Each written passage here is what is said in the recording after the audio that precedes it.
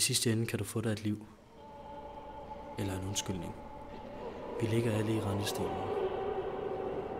Men nogle af os... Fuck, laver du, Ronny, hvad? Tænker du på? Jeg gider ikke mere, Mads!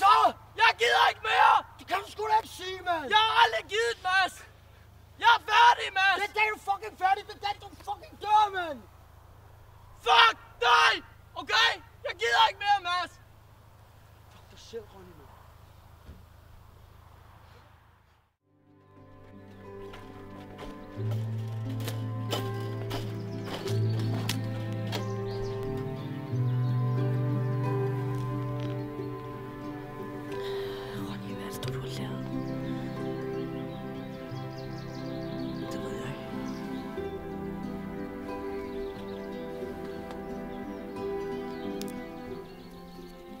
Det er dejligt at være tilbage her ved søen. Ja.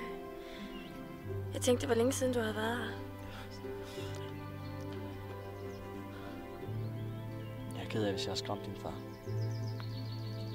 Det har du virkelig. Men altså, han er ikke sur. Hvad har du brug for? Ingenting. Jeg har brug for dig, ikke?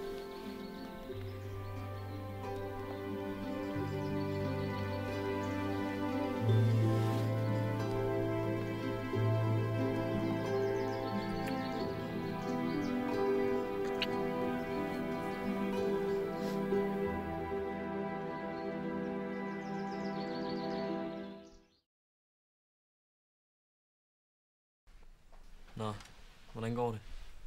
Det går godt. Jeg har været oppe i engelsk i dag. Jeg fik 10. Tillykke. Det var flot. Tak. Jeg har lige været oppe i fysik. Jeg fik 8. Så det er godt nok. Mm. Hvordan går det med dig og Toge?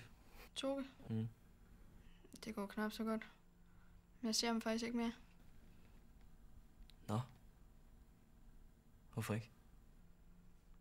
Det startede, da vi begyndte at repetere.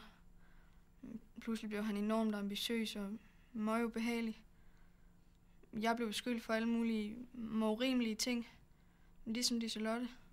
Og store menstruationer. Ja, det er lige før. Det er i hvert fald min skyld, hvis han ikke får en høj eksamen.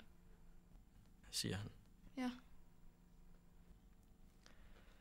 Agnete, jeg er faktisk ikke overrasket. Men det er ikke siden de begyndte at repetere. Det er siden sidste skoledag. Og ved du hvorfor? Mm. Fordi at den dag, der følte Toge, at der var en hel masse fis og blade, han gik glip af. Tager jeg fejl?